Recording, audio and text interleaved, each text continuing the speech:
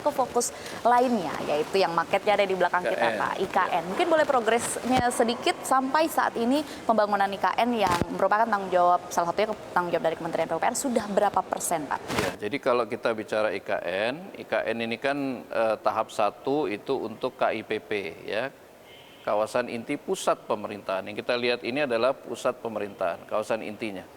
Nah, ini ada zona 1A, 1B, 1C. Nah, ini zona 1A-nya. Zona 1A sendiri terbagi menjadi 2 tahap, itu tahap 1 dan tahap 2.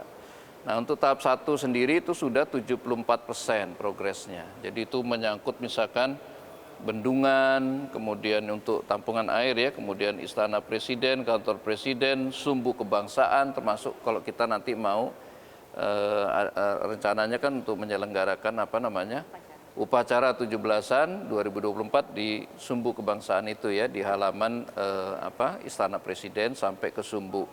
Nah, ini juga insya Allah selesai, kemudian jalan logistiknya selesai, termasuk jalan tolnya. Jalan tol dari Balikpapan ke Pulau Balang. Jadi memang belum sampai ke IKN-nya, tapi paling enggak ini sudah memotong. Yang harus tadinya muter hampir 90 kilo, nanti bisa kita pangkas jadi kira-kira 45 sampai 60 kilo. Karena belum bisa nusuk gitu, tapi agak tetap harus melambung dari Pulau Balangnya gitu ya. Nah, ini sudah lumayan memotong perjalanan dari 1,5 jam menjadi kira-kira 45 menit.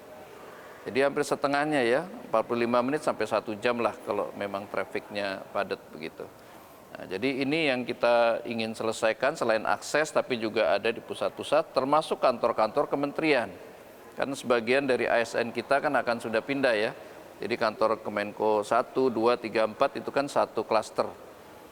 Kementerian itu memang di situ ada tower-tower untuk berbagai kementerian nanti bisa menjalankan fungsi roda organisasinya seperti itu.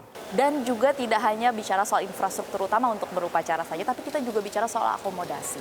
Kalau dari Kementerian PUPR sendiri bagaimana melihat? Apakah memang kita sudah siap untuk menggelar upacara perdana di ibu kota baru kita? Ya, sesuai penugasan yang diterima kepada Kementerian PUPR ya, amanah dan tugas yang kita terima dari Pak Presiden dan juga dari pemerintah, tentunya yang kita siapkan infrastruktur dasar.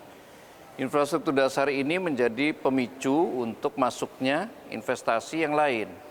Apakah dari sektor pemerintah ataupun dari swasta. Kalau dari sektor pemerintah sekarang kan sudah ada beberapa kantor yang sudah mulai membangun ya. Misalkan Polres, Kodim, kemudian BI, OJK, LPS itu sudah mulai membangun ini ya, prasarana kantornya. Nah, tapi sampai ke swasta bahkan itu sudah mulai bangun hotel, rumah sakit, kemudian training untuk sepak bola itu PSSI ya, itu juga ada masuk, kemudian warehouse, kemudian sistem distribusi itu yang untuk suplai kelontong, suplai alat-alat kerja begitu ya. Nah, itu juga udah mulai masuk. Jadi saya kira swasta sedikit demi sedikit sudah mulai masuk. Nah, mudah-mudahan dari sisi akomodasi beberapa hotel yang dibangun oleh swasta juga bisa sudah ada wujudnya di bulan Juli minimal bulan Agustus. Tapi pemerintah sendiri kan sudah menyiapkan skenario misalkan dengan hunian untuk ASN-nya. Ya. Itu kan sedang dibangun, nanti ada 12 tower. Kalau pekerjaannya kan sudah ada. Kalau hunian pekerja sekarang sudah ada ya. Kalau untuk ASN-nya sedang dibangun, ya mudah-mudahan di bulan Juni atau Juli itu kita sudah punya 12 tower itu untuk ASN kita. Salah satunya Kementerian PUPR, apakah ASN-nya juga akan pindah begitu Pak? Iya, sudah ada prediksinya? Pak Menteri kan sudah declare itu, saya akan jadi menteri pertama yang akan berkantor dan tinggal di IKN. Dan gitu. Pastinya harus didampingi juga oleh ASN Kementerian PUPR begitu ya. Kalau kita memang secara organik memang sudah tersebar di seluruh Indonesia ya, karena kita punya balai-balai ya. Ya kami siap nanti. Oke, baik. Mungkin untuk closing statement Pak, kalau dari Kementerian PUPR sendiri di sisa tahun 2024 pemerintahan Presiden Joko Widodo sendiri, apa target yang paling dekat selain yang tadi kita sudah bahas IKN dan juga PSN? Ya, yang jelas bahwa kita ingin bahwa infrastruktur yang kita bangun itu tidak sekedar fisiknya saja tersedia, tapi ini punya dampak ekonomi. Jadi kalau ada jalan tol ini sudah terhubung ke yang tadi tuh, ke kawasan pariwisata, kawasan industri, ke kawasan perdagangan, ya semua kawasan-kawasan yang memang secara ekonomi punya dampak gitu. Jadi infrastruktur tersedia dan ini bukan hanya di Jawa loh, sekarang kan kita bicara juga Sumatera. Nah, Sumatera ini kan juga kita yakini punya potensi yang sangat besar lewat jalan tol Trans Sumatera misalkan itu juga mulai berkembang kawasan-kawasan baru. Jadi ada yang namanya dengan pusat pertumbuhan baru sampai ke perbatasan. Nah itu kita harapkan kemanfaatannya ya. Jadi yang kita berharap bahwa sinergi dengan kementerian lain itu lebih intens lagi sehingga infrastruktur sebagai prasarana dasar ini punya makna gitu. Artinya punya dampak ya, punya atau menjadi ya punya efek ya untuk pertumbuhan kita yang lebih stable dan juga lebih positif gitu. Terakhir Pak, mumpung disinggung, tol Sumatera berarti memang sudah siap, apa di mana targetnya Pak?